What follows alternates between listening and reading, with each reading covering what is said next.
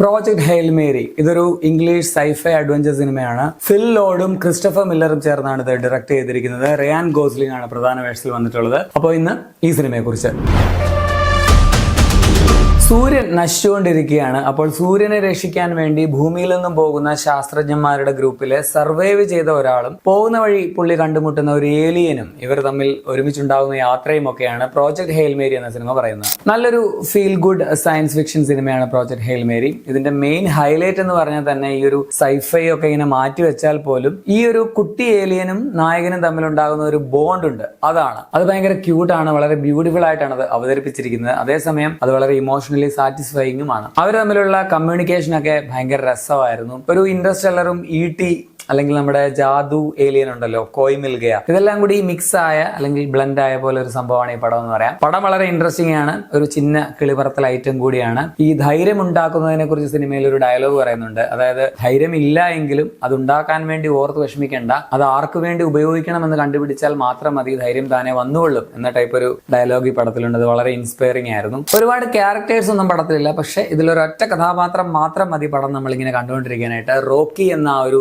Alien കഥാപാത്രം, അതിനിപ്പോ ഒരു പൂച്ചക്കുട്ടിയോടോ അല്ലെങ്കിൽ പട്ടിക്കുട്ടിയോടോ ഒക്കെ നമുക്ക് തോന്നുന്ന ഒരു ഇഷ്ടം പോലെയാണ് എഴുതി വെച്ചിരിക്കുന്നത്. നൈസായിരുന്നു. ആ ക്യാരക്ടറാണ് ഇതിന്റെ ഷോ സ്റ്റീലർ എന്നും പറയാം. അതിന്റെ മൂവ്മെന്റ്സ്, ആക്ഷൻസ്, വോയിസ് ഒക്കെ ഭയങ്കര ക്യൂട്ടായിരുന്നു. അതേസമയം റയാൻ ഗോസ്ലിംഗ് കിടിലൻ പെർഫോമൻസ് തന്നെയാണ് പടത്തില്. പുള്ളിയാണ് ഇതിലെ നായകൻ, ടീച്ചർ കം സയന്റിസ്റ്റ് എന്ന് പറയാവുന്ന കഥാപാത്രം ആയിട്ട് വരുന്നത്. എനിക്ക് പടത്തില് ഓൾറെഡി ഒരു കോയ് മിൽ ഗയ വൈബ് വന്നതുകൊണ്ടാണെന്ന് തോന്നുന്നു. റയാൻ ഗോസ്ലിംഗിനെ കാണുമ്പോഴൊക്കെ ഋത്തിക് റോഷനെ പോലെ ഒരു ഫീൽ ചെയ്തു. മറ്റു സിനിമകളിലൊക്കെ പുള്ളിയെ കണ്ടപ്പോൾ തോന്നാത്ത വിധത്തിൽ ഋത്തിക്കുമായിട്ട് ഭയങ്കര രൂപസാദൃശ്യം എനിക്ക് തോന്നിച്ചു.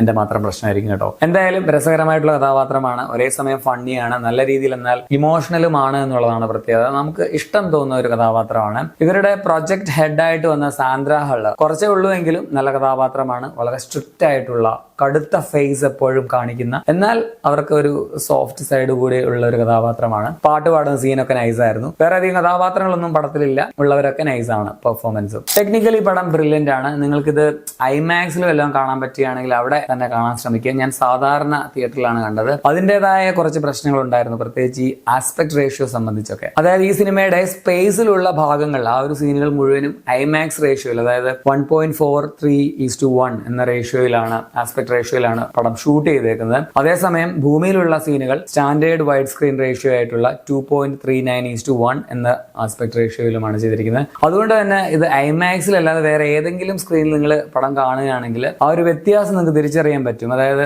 ഞാൻ കണ്ട തിയേറ്ററിലാണെങ്കിൽ സ്പേസിലുള്ള സീനുകളിൽ മുകളിലും താഴെയും കുറെ ഭാഗം കട്ടായിട്ടുണ്ട്. സോ വലിച്ചു നീട്ടിയ പോലെ ഇരിക്കും. സബ് ടൈറ്റിലൊന്നും അപ്പോൾ പൂർണ്ണമായും കാണത്തില്ല എന്നൊരു പരുവത്തിലായിരുന്നു. ഞങ്ങളുടെ ഇവിടെയൊക്കെ നല്ല സ്ക്രീനും സൗണ്ട് സിസ്റ്റവും ഉള്ള തിയേറ്ററുകളൊന്നും ഈ പടം എങ്ങും ചാർട്ട് ചെയ്തിട്ടുണ്ടായിരുന്നില്ല. പിന്നെ കാണാൻ തന്നെ ഭാഗ്യം കിട്ടി എന്നുള്ളതാണ് കാര്യം. അതുകൊണ്ട് നിങ്ങൾക്ക് അതുപോലെ ഏതെങ്കിലും നല്ല ഓപ്ഷൻസ്, നല്ല സ്ക്രീൻ, എസ്പെഷ്യലി ഐമാക്സ് ഒക്കെ അടുത്തുണ്ടെങ്കിൽ അവിടെ തന്നെ പോയി കാണാൻ ശ്രമിക്കുക. മിക്കവാറും നല്ലൊരു എക്സ്പീരിയൻസ് ആയിരിക്കും എന്ന് തോന്നുന്നു. ടെക്നിക്കലി ഇതിന്റെ visuals, camera, editing, background score, പ്രത്യേകിച്ച് VFX എല്ലാം ടോപ്പ് നോച്ച് ആണ്. പിന്നെ ഇതിലെ ഏലിയൻ കഥാപാത്രത്തിന് ജെയിംസ് ഓട്ടിസ് എന്ന ആളാണ് വോയിസ് കൊടുത്തിരിക്കുന്നത്.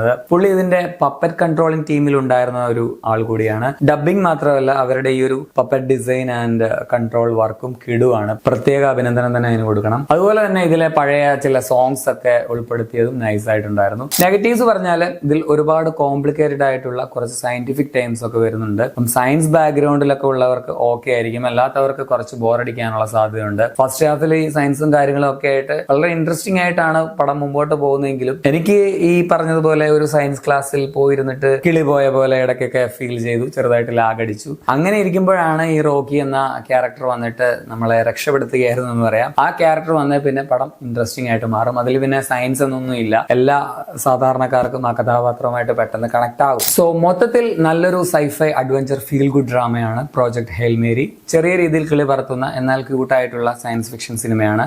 സൈഫൈ ലവേഴ്സിന് വർക്കാവുമെന്ന് ഞാൻ വിചാരിക്കുന്നു. അതുപോലെ കുട്ടികൾക്ക് വളരെയധികം ഇഷ്ടമാകും എന്ന് ഞാൻ വിചാരിക്കുന്നു. പടം നിങ്ങൾക്ക് ഇപ്പോൾ തിയേറ്ററുകളിൽ കാണാം. 2 മണിക്കൂർ 32 മിനിറ്റ് എങ്ങാണ്ടാണ് സിനിമയുടെ റൺ ടൈം. 18+ ഒന്നുമല്ല, ഞാൻ പറഞ്ഞല്ലോ, കുട്ടികൾക്കും കാണാൻ പറ്റുന്ന പടമാണ്. പിന്നെ കുറച്ച് കിളി പറത്തുന്ന ഐറ്റംസ് ഒക്കെ ആയതുകൊണ്ട് സബ് ടൈറ്റിലുള്ളിടത്ത് കണ്ടാൽ നന്നായിരിക്കും എന്ന് തോന്നുന്നു. ഞാൻ കണ്ടിടത്ത് ഉണ്ടായിരുന്നു, പക്ഷെ ഞാൻ ഈ പറഞ്ഞ പോലെ ഒരു ആസ്പെക്ട് റേഷ്യോ പ്രശ്നം മൂലം പൂർണ്ണമായിട്ടും ചില ഭാഗങ്ങളിൽ കാണാൻ പറ്റാത്ത ഇഷ്യൂ ഉണ്ടായിരുന്നു. അപ്പൊ നിങ്ങൾ ഈ പടം കണ്ടുള്ളവരാണെങ്കിൽ നിങ്ങളുടെ അഭിപ്രായം കമന്റിൽ രേഖപ്പെടുത്തുമല്ലോ. ശരി.